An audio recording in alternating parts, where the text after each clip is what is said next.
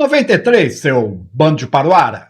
Eu sou o Paulo de Loyola, o Mago Ranzinza, e hoje a gente vai falar de uma pergunta que o ser humano carrega desde que aprendeu a fazer perguntas. O que é um deus? Ou uma deusa? Parece simples, mas não é. Se você perguntar para 10 pessoas, você vai ouvir 10 respostas diferentes. Tem o velhinho de barba branca sentado na nuvem, tem aquela força impessoal do universo, o inconsciente coletivo do Jung, tem o dedo apontando para você mesmo, tem uma ficção que a sociedade criou para te deixar obediente, e por aí vai. Todas elas têm um fundo de verdade, mas todas são incompletas.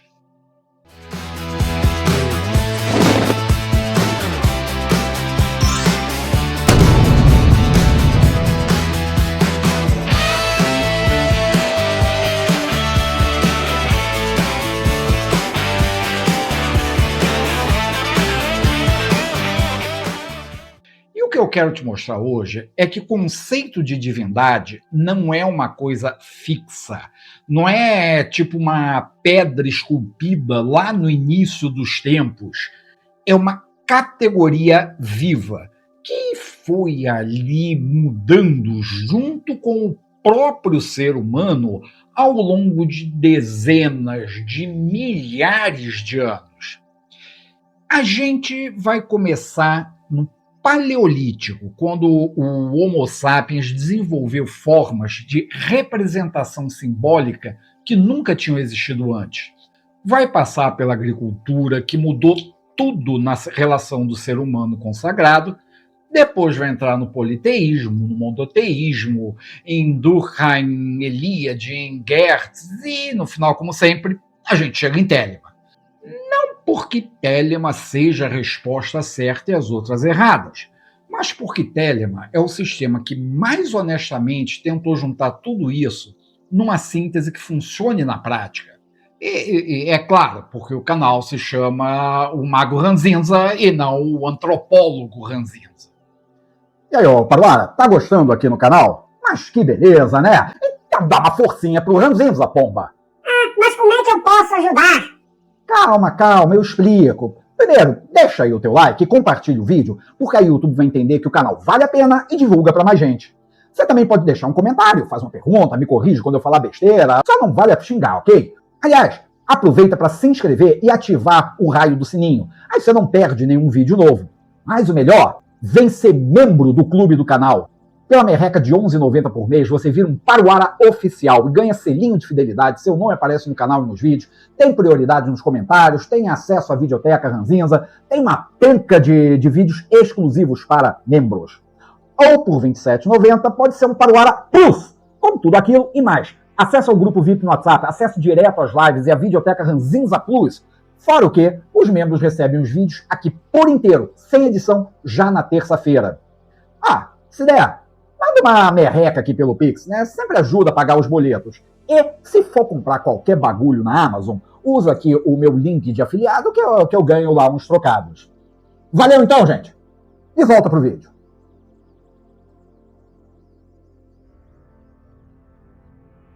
Essa trapezonga começa, ou pelo menos o que a literatura especializada sugere, ali entre uns 50 e 30 mil anos atrás.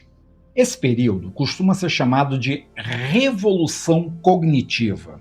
A hipótese que foi popularizada pelo Harari é que mudanças no Homo sapiens ao longo desse período levaram ao surgimento de formas cada vez mais complexas de linguagem, de representação simbólica, mudanças de transmissão cultural. E é hipótese porque as causas e a data exata ainda são muito, mas muito debatidas, e cá entre nós sempre vão ser. Mas o que interessa para o nosso argumento hoje é o resultado prático. O Homo sapiens aprendeu a falar sobre coisas que não existem. Peraí. Eu sei que isso não parece um elogio, mas é. todo animal se comunica sobre a realidade imediata. O leão está ali, a comida está aqui, o perigo está ali na esquerda. Mas o Homo sapiens, ele foi além disso. Ele aprendeu a inventar histórias, a compartilhar essas histórias e a manter narrativas coletivas sobre coisas que ninguém pode ver. Gente, ficção compartilhada é uma força social enorme. É por causa de ficção compartilhada que 10 mil candangos que nunca se viram na vida cooperam para construir uma catedral, ou um exército, ou uma empresa de capital aberto, ou seja, tudo que a gente chama de sociedade. E entre as primeiras grandes ficções da humanidade estava o mito. O mito que habita um território.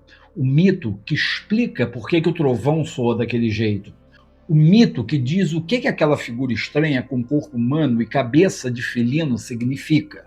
Aliás, essa figura existe. O Homem-Leão. É uma estatuazinha feita em marfim de mamute e foi cunhado numa caverna de Holsteinstadel, na Alemanha. Tem ali uns seus 40 mil anos. Pensa nisso.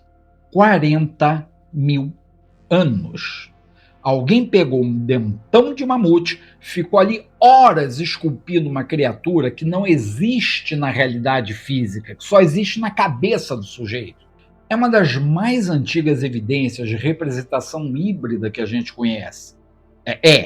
Isso de misturar gente e bicho não apareceu no Egito. Aliás, você ficaria surpreso com quanta coisa que você acha que veio do Egito, mas não veio de lá. Agora, o que exatamente essa estatuazinha significava para quem fez, se era função ritual, religiosa, narrativa, ninguém faz a menor ideia. Mas que alguém investiu tempo e intenção para criar uma entidade que mistura gente com bicho, isso é batata. E tem mais. Em Sungir, na Rússia, há 30 mil anos atrás, alguém sepultou um garoto de 12 anos e uma garota de 9. Eles estavam cobertos com mais de 10 mil contas de marfim feitas à mão, uns dentes de raposa furados e um monte de esculturas rituais. Gente, isso é uma loucura. A turma calculou que levaram mais de 7.500 horas de trabalho para fazer esse enxoval. Sério, cara, se algum maluco dedicou tudo isso de tempo e esforço, era porque tinha alguma crença funcionando ali. E é óbvio, né, que a natureza exata dessa crença não tem como saber. Só que já dá para supor que eles acreditavam que existia alguma coisa depois da morte, algum poder que precisava ser reconhecido ali, alguma continuidade que valia a pena marcar. E é justo aí que a religião começa.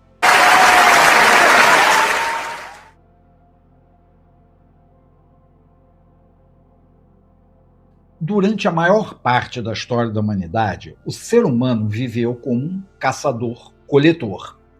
Em muitas dessas sociedades, a forma de religiosidade que os antropólogos identificaram é o animismo. Mas, gente, olha só, animismo não é uma religião. Não tem o papa do animismo. Animismo não tem um livro sagrado. Não existe uma igreja animista universal, pentecostal ou qualquer besteira do tipo.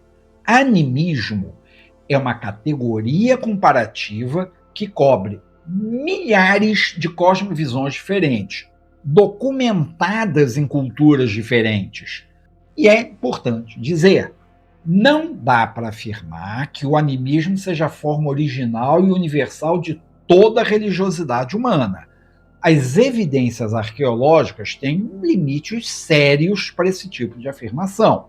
O que dá para dizer é o seguinte: em certas sociedades de caça e coleta, a relação dos humanos com o restante do cosmos era concebida de um jeito muito específico. A fronteira entre o ser humano e os outros seres, animais, plantas, rios, fenômenos climáticos, ela era, por assim dizer, porosa. Ou melhor, relacional. Nesses contextos, o Homo sapiens não era o pica das galáxias da criação. Não era o topo de nenhuma pirâmide. Estava ali mais para um tipo de ator consciente num mundo cheio de outros atores conscientes. Isso quer dizer que para um animista, a árvore tem alma, o rio tem alma, a pedra tem alma, a tua sogra tem alma, o animal que você vai caçar tem alma. Ou seja, eles têm perspectiva, têm agência, e você precisa se virar com isso. Em muitas dessas cosmologias não existiam deuses no sentido teísta clássico. Esquece a entidade transcendente lá em cima decidindo o destino dos mortais. O caçador, ele tinha que negociar ali no tete-a-tete com o espírito do animal que ele ia caçar. Tinha que negociar com o espírito da floresta onde ele vivia, tinha que negociar até com o vento. As normas sociais iam emergir dessa relação e não de um código mandado de cima. E como esses grupos se organizavam ali em torno de lugares específicos, acabava que as cosmologias eram locais. Não fazia sentido converter alguém no vale vizinho. O pessoal lá tinha seus próprios espíritos, que eram diferentes dos nossos aqui. Cada lugar diferente tinha seus espíritos diferentes.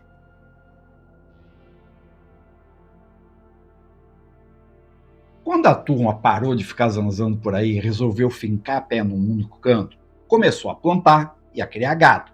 E é o que a gente chama de revolução agrícola. Isso não aconteceu só num lugar, ok? Foi acontecendo em vários lugares diferentes, em momentos diferentes. Mas ali na média foi uns 12 mil anos e lá pelo Oriente Médio. Mas essa brincadeira mudou tudo. Mudou o modo de subsistência, organização social e, claro, práticas religiosas. Mas, gente, uma notinha de honestidade aqui antes de continuar. Não dá para bater martelo de que a agricultura criou os deuses. Não é tão simples. O animismo não sumiu quando o ser humano começou a plantar. As mudanças foram lentas, foram regionais e muitas formas de religiosidade coexistiram. O que dá para dizer é que certos contextos agrícolas criaram condições novas para pensar o divino. Mas quais foram essas condições? A domesticação, tanto de planta quanto de animal, mudou a relação do ser humano com o mundo natural. Animais e plantas, que em algumas cosmologias eram parceiros espirituais, passaram a ser vistos como recursos, como propriedades. Eles viraram coisas que um dono podia usar. E ao mesmo tempo que o agricultor ganhou controle sobre essas coisas pequenas, ele percebeu a própria impotência diante das grandes coisas. Seca, tempestade, praga de gafanhoto, epidemia. Com o animismo, você ia negociando com o espírito do bicho para ele se deixar caçar. Tranquilo. Mas e aí, quando a seca matava toda a lavoura, com quem você ia negociar? Em muitas sociedades agrícolas, surgiu uma resposta. Entidades maiores, com poder sobre essas grandes forças da natureza. Aí veio a deusa da fertilidade, o deus da chuva, o deus da tempestade, o deus da medicina. Tinha um deus diferente para cada força e aspecto do mundo. E o contrato com essas entidades tinha uma lógica simples. Ó grande Murungunda, você manda a chuva na hora certa e eu te mando oferenda. Ó poderoso Yalala, você protege meu rebanho e eu sacrifico esse boi aqui. Liturgia, templos, orações, sacrifícios, era devoção de um lado que virava proteção do outro. Em algumas dessas formações, isso produzia um efeito curioso.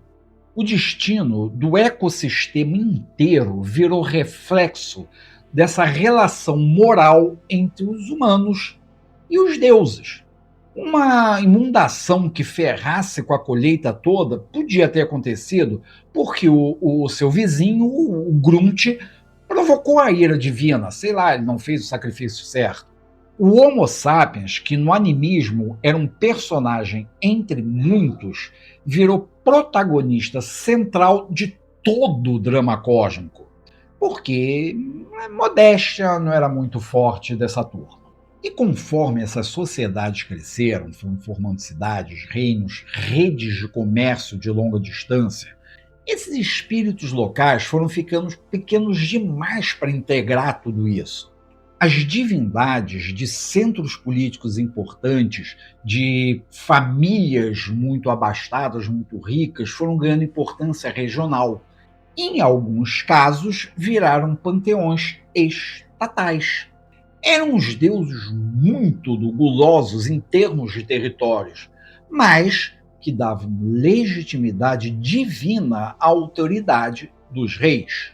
Funcionava assim: o rei é rei porque um Deus disse que ele é o rei. E quem disse que o Deus disse que o rei é rei? Um sacerdote, claro.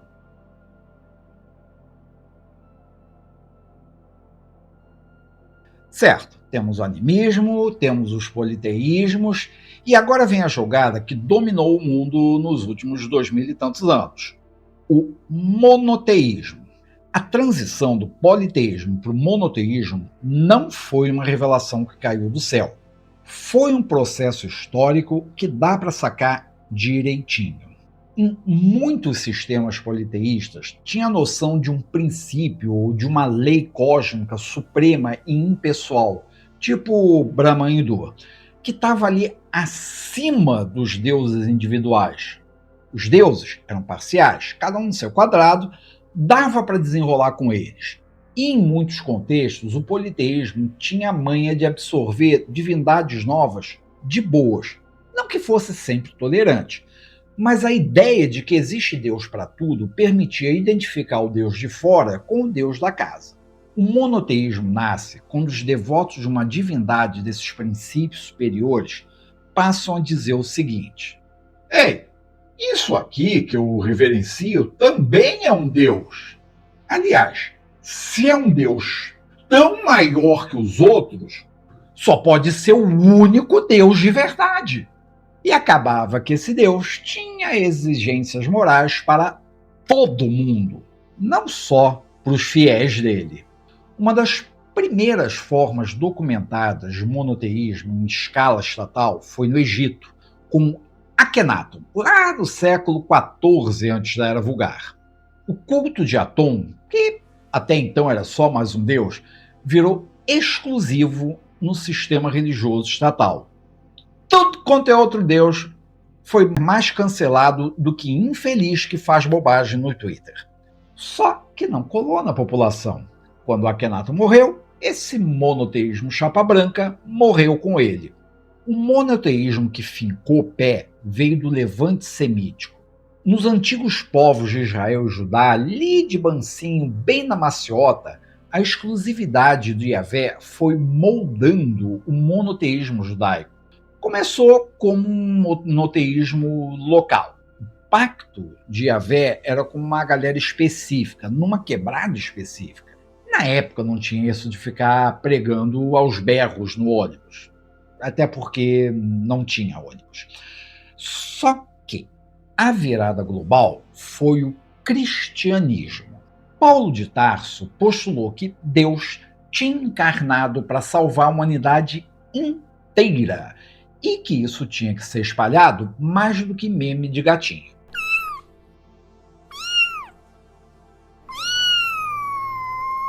Isso quebrou os limites desse monoteísmo local. Nos primeiros séculos da Era Comum, o cristianismo se expandiu pelo Mediterrâneo, especialmente depois de ganhar um joinha do Império Romano no século IV. No século VII, quem deu as caras foi o Islã, que chegou chegando e se expandiu pelo mundo afro-euroasiático mais rápido que fofoca em zap de família. Mas por que cabojas o monoteísmo dominou? Dois fatores. Primeiro, exclusivismo e proselitismo. Nas versões mais exclusivistas, a afirmação de uma única verdade, quem não era do rolê virava idólatra, herege, apóstata. Isso ganhou um impulso de conversão e expansão. Afinal, ninguém nem queria ser ele mesmo o herege, nem queria ver o filme do amiguinho queimado por ser apóstata. Segundo, legitimação de autoridade. Claro que ia ter uma turma que ia usar o monoteísmo de base metafísica para unificar impérios. Uma lei universal, inquestionável, chancelada pelo Criador de tudo, era muito mais eficiente como argumento do que pedir um favorzinho para povos diferentes obedecerem ao Deus favorito de um rei específico. Mas, e esse mais é importante, monoteísmo nunca eliminou o animismo nem o politeísmo. Nunca. Tentou, mas não conseguiu. A camponesa que acende vela para Santo Antônio para arrumar marido, o camponês que reza para São Floriano contra incêndio, para Santa Polônia contra dor de dente, esses aí estão negociando com poderes parciais. Alguns estudiosos até dizem que certas divindades pagãs antigas foram reinterpretadas e assimiladas pelo cristianismo, como parece ter sido o caso da deusa celta Brígida, que teria virado Santa Brígida na Irlanda Católica. Fora do Ocidente, o hinduísmo seguiu reunindo centenas de milhares de fiéis numa tradição pluralíssima, com formas politeístas, enoteístas, monistas, monoteístas, não teístas, de tudo quanto é ista que você quiser. Lá no Japão, o shintoísmo manteve formas de relação com os kami, espíritos associados a lugares, fenômenos naturais, a ancestrais. E ali mais para o meio, o budismo, sem essa coisa de um Deus criador pessoal, desenvolveu ao longo da história diferentes cosmologias, como Budas, Bodhisattvas e outras entidades. Animismo e politeísmo não sumiram. A história foi ali dando para eles outra cara, foi metendo uma maquiagem e até reinterpretou. Mas não eliminou.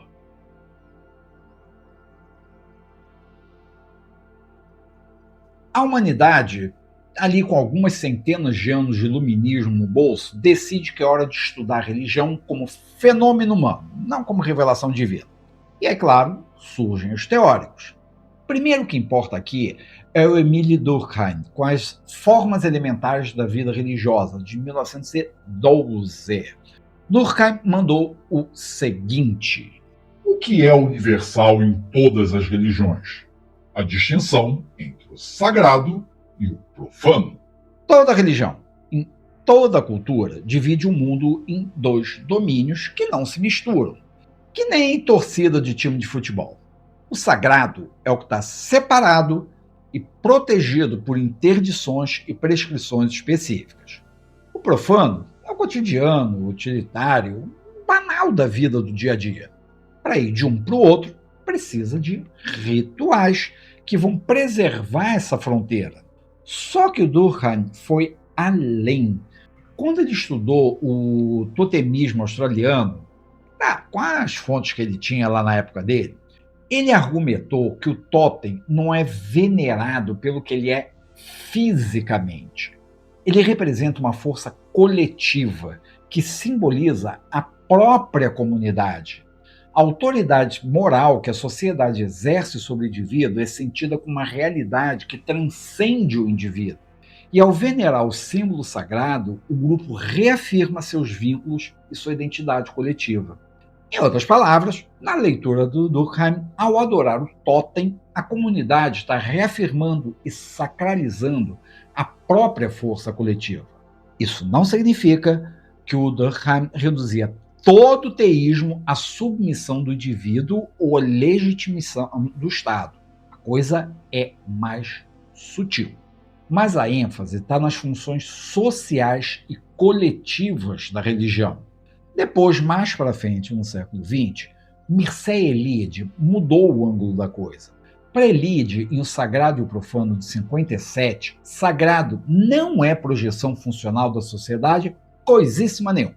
É uma estrutura da própria consciência humana, uma forma de perceber o real. O conceito central do Eliade é a hierofania, o ato pelo qual o sagrado se manifesta no objeto, no lugar ou evento do mundo profano, sem mudar a substância física dele.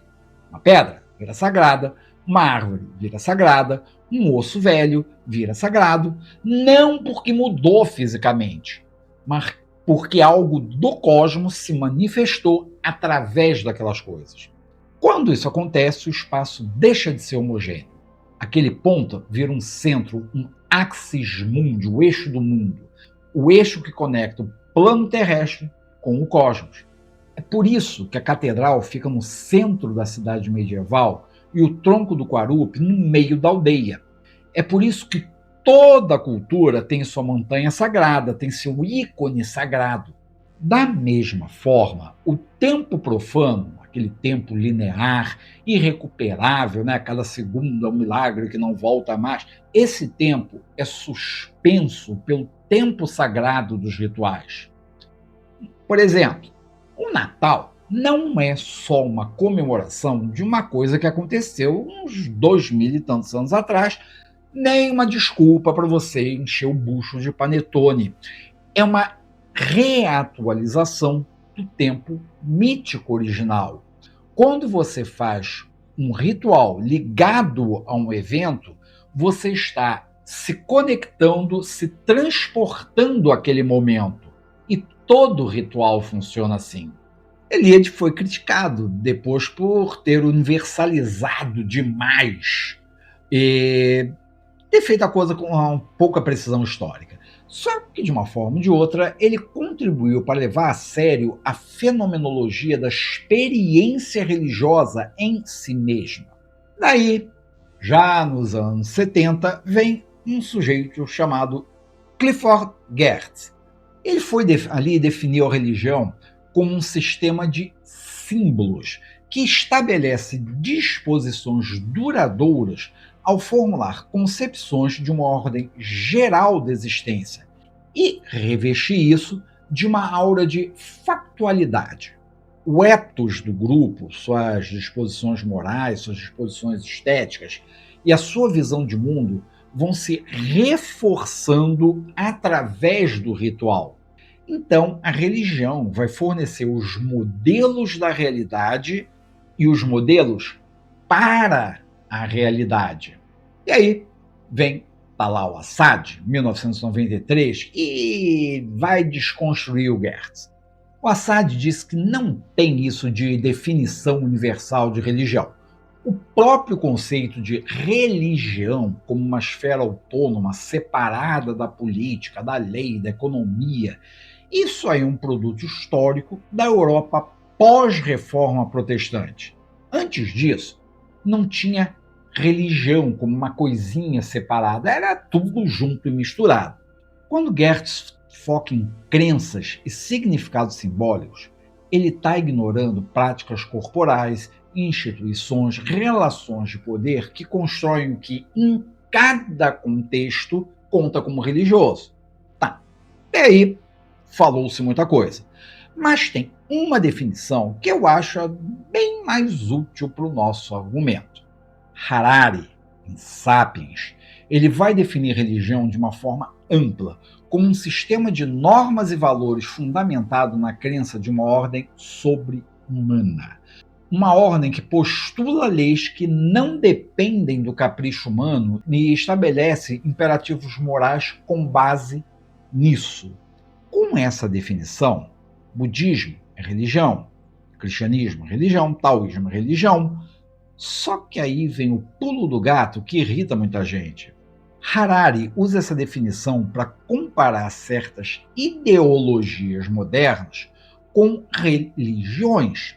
capitalismo, por exemplo, tem lá suas leis históricas, tem seus textos canônimos, tem seus rituais políticos, tem suas categorias de ortodoxia e de heresia. Ele usa isso para uns fins heurísticos. Tá, tudo bem que ele estica um pouco a corda e não significa que capitalismo e religião sejam historicamente idênticos. Mas ambos podem ser entendidos como narrativas do mundo. E é esse o ponto.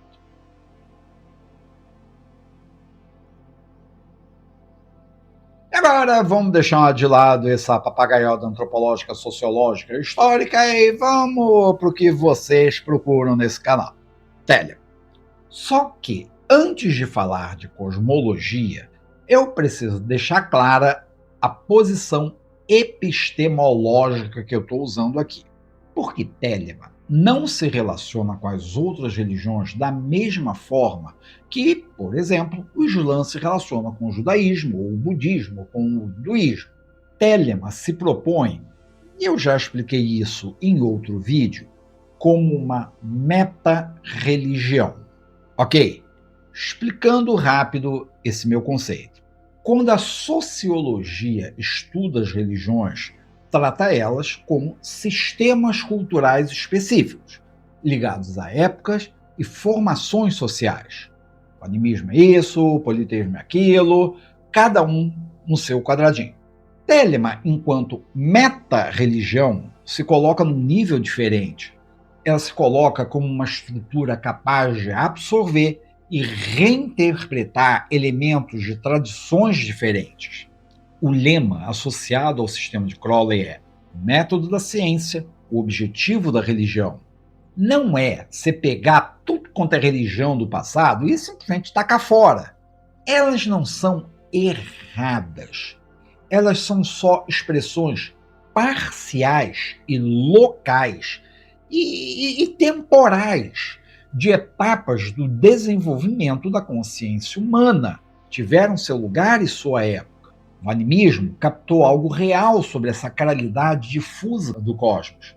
O politeísmo captou algo real sobre a pluralidade das forças que governam a existência. O monoteísmo captou algo real sobre a unidade por trás de tudo. Mas cada um desses sistemas veio com uma carga extra. Fossem dogmas morais coercitivos, exigências de submissão, sacerdócios intermediários, mecanismos de culpa e controle, não importa. A meta-religião telêmica diz que você pode pegar essas ferramentas teúrgicas e místicas dessas tradições sem precisar engolir a carga extra. Pode trabalhar com Kabbalah, com Yoga, com Hermetismo, com o sistema Enochiano do Di, e não precisa se ajoelhar para nenhum dogma. E aqui Telema opera uma inversão em relação ao Durkheim. Lembra? Na análise do Durkheim, as representações do sagrado estão relacionadas à vida coletiva e à autoridade moral da comunidade. Telema pega esse vetor e muda totalmente. O centro da experiência religiosa se desloca para a soberania do indivíduo. Faz o que tu queres, será o todo da lei. Não há parte de mim que não seja dos deuses. O indivíduo não deriva sua sacralidade da aprovação social ou do pertencimento a uma comunidade moral exterior. Cada candango, cada guria tem a sacralidade em si, desde pequenininho, desde que nasceu. Todo homem e toda mulher é uma estrela. A sociedade continua como espaço de interação entre as estrelas, mas não é ela que crava o divino em cada um. No pensamento telêmico, está ligado à verdadeira vontade e, em algumas interpretações, a figura de Hadith.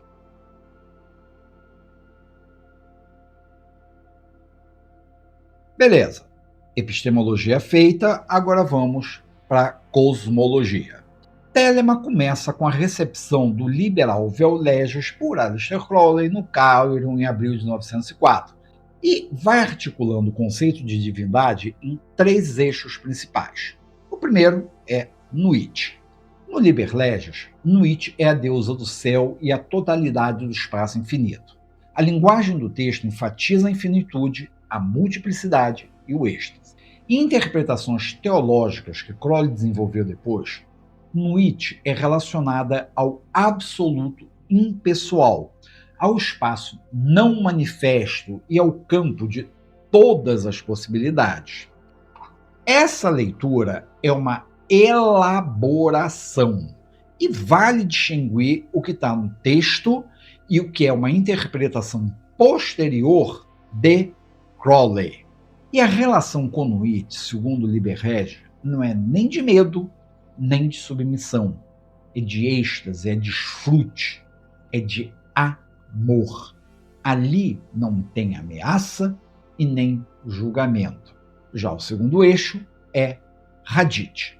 Se Nuit é a expansão infinita, Hadith é a contração. O ponto infinitamente pequeno, incondicionado no centro de cada estrela. Em interpretações telêmicas, Hadith é a dimensão interior de cada ser, a centelha de consciência e movimento presente em cada manifestação.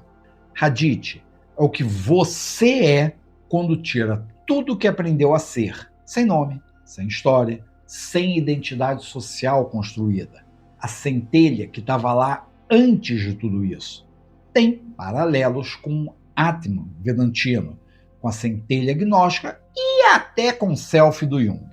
Mas Hadith é específico ao sistema telêmico, não se reduz a nenhum desses. O eixo final, qual é? Ra-Hor Kuit, que é a figura central do Eon de Horus.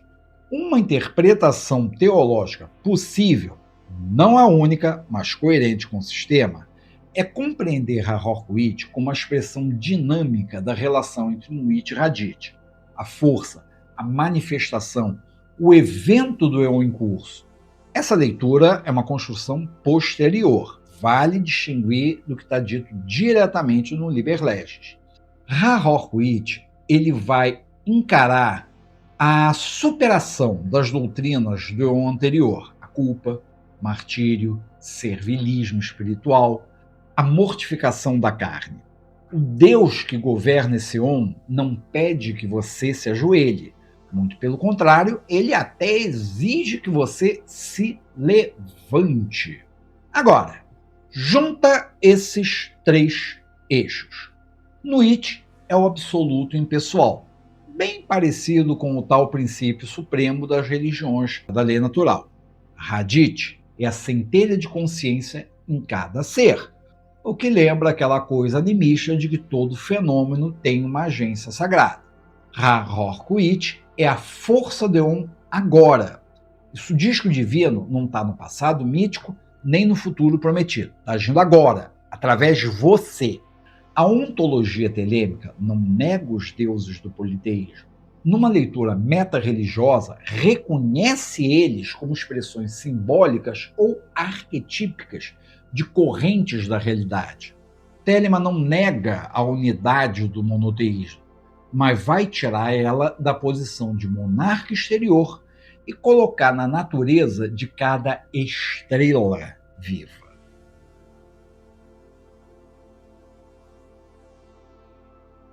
Agora chegamos no ponto onde Telemann faz uma afirmação que muita gente tenta suavizar e não devia, que é a objetividade do sagrado anjo guardião. Quando você diz todo homem, toda mulher é uma estrela, e o sagrado está na dimensão mais íntima de cada um, surge um risco óbvio, que é o risco do solipsismo, do ego profano se declarando Deus de si mesmo e ponto final. É o Joãozinho fazendo o que dá na telha e chamando de minha verdadeira vontade. Gente, Crowley foi explícito sobre isso. O ego profano não é Hadith. O ego é uma construção, é a pilha de hábitos, medos, desejos condicionados e identidades sociais que você foi acumulando. O ego profano é exatamente o que está no caminho do contato com o que há de mais fundo. E é aí que entra o sagrado anjo guardião. O SAG não é uma metáfora confortável da sua mente superior, não é o seu inconsciente elevado com outra etiqueta, não é Jung embrulhado em linguagem mágica. Em vários momentos da sua obra, o Crowley atribuiu ao SAG um grau de autonomia e objetividade que não cabe numa interpretação puramente psicológica. O protótipo disso é Aiwass, a inteligência que, segundo Crowley, ditou o liberal Velleges. Em diferentes períodos, Crowley discutiu a natureza de Aiwass em termos que vão além de uma explicação subjetiva. Sua conclusão, afirmada em vários textos, que é uma inteligência préter-humana de uma classe diferente da humana. Mandando a real, essa posição é interna à teologia telêmica. Dizer que Crowley atribuiu objetividade ao SAG não é a mesma coisa que demonstrar empiricamente a existência de uma entidade transcendente.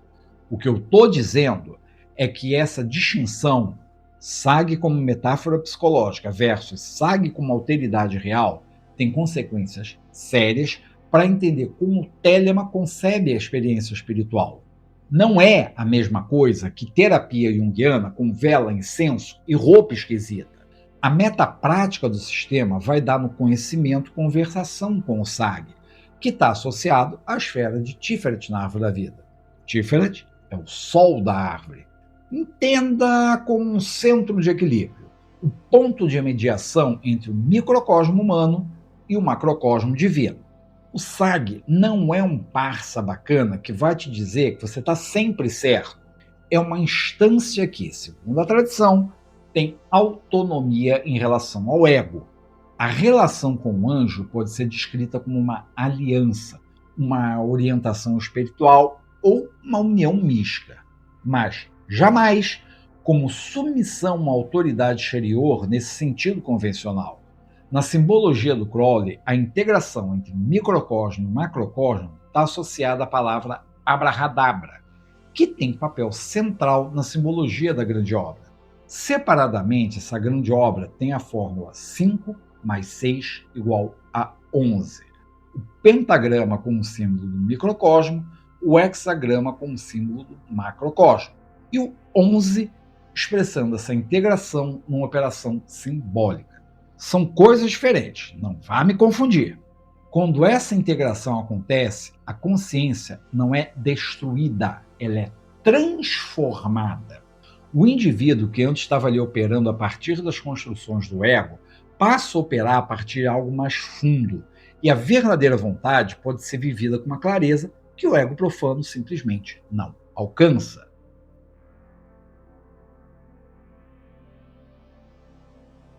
Então, depois de dezenas de milhares de anos de história e mais de 40 minutos de vídeo, passando por animismo, politeísmo, monoteísmo, por psicologia, sociologia e outras ias até chegar em Telema, a gente volta para a pergunta original.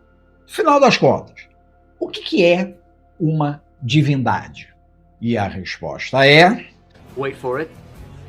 Here it comes. Almost there. Depende do paradigma que você usa para perguntar. Sana all. Sinto muito. Isso não é um defeito da pergunta, tá? É a natureza da categoria. Para Durkheim, o sagrado está ligado à vida coletiva e à autoridade moral da comunidade. Para Eliade, é a irrupção do sagrado no profano, a hierofania. Para Gertz, é o sistema simbólico que sustenta a ordem do cosmos e dá sentido à existência. Para Jung, é a personificação simbólica de arquétipos do inconsciente coletivo. Para Harari, é a corporificação de uma ordem sobre-humana que fundamenta normas e valores. Mas e para Telema? Em Telema, a divindade é uma categoria que pode ter diferentes caras ontológicas, simbólicas e sociais. Pode ser uma entidade pessoal? Pode. Pode ser impessoal? Pode. Um princípio cosmológico? Tá valendo. Agente sobrenatural? Beleza. Realidade arquetípica? Sem problema. Representação simbólica? Tamo dentro. Tanto faz. Vai depender do sistema e das premissas adotadas. No paradigma telêmico, essas possibilidades são articuladas de forma própria, por meio de Nuit, Hadith, Rahor Kuit. Esse sistema tem 4 dimensões que agora fazem sentido depois de tudo que a gente cobriu. Olhando de uma forma ontológica, Nuit, a infinitude e a totalidade, e Radit, a centelha de consciência em cada ser, são polos complementares de uma mesma realidade. O divino não é só transcendente, nem só imanente. Ele é a estrutura em que a infinitude e a individualidade se encontram. Já do ponto de vista epistemológico, Telemann desloca o sagrado para a singularidade de cada indivíduo. O divino não é uma força externa, é constitutivo da natureza de cada ser, e sua realização está ligada à verdadeira vontade. Em termos de teurgia, o SAG é visto pela tradição telêmica como uma alteridade espiritual com autonomia em relação a algo ordinário. A relação com o anjo é transformadora, não é submissão a uma autoridade exterior, mas um encontro com uma instância que a tradição concebe como independente da consciência profana. Na prática, o conhecimento de indivíduo em Telemann não depende de dogma nem de fé cega. Depende de investigação e experiência direta. Lembre-se, método da ciência e o objetivo da religião. Telemann é um sistema que usa práticas de tradições diferentes, mágicas, meditativas, contemplativas, para que o praticante contate o divino sem sacerdócios intermediários.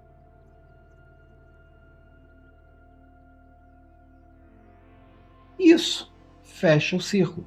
Do homem-leão esculpido em marfim de mamute há 40 mil anos, passando pelas divindades da fertilidade e da chuva que emergiram com a agricultura, pelos panteões imperiais do Egito e da Grécia, pela virada monoteísta que dominou o mundo, pelos sociólogos que tentaram explicar tudo isso sem apelar ao sobrenatural, chegamos aqui, em Telemann, quando deuses não são uma única coisa, mas principalmente não são uma coisa que você deixa fora de você. Eles são a maquinaria de que você é feito, e a grande obra é justo aprender a operar essa maquinaria. Então é isso, seu bando de paroara. Se você chegou até aqui, você sobreviveu a um passeio por dezenas de milhares de anos de evolução religiosas e este sujeito falando um monte de bobagem. Pega aí na descrição do vídeo a bibliografia do tema de hoje. Você não tem que acreditar em mim que eu não sou nenhum deus. Eu até sou. Mas até aí, você também é. Até semana que vem, ó, seus paroaras. 93 para vocês.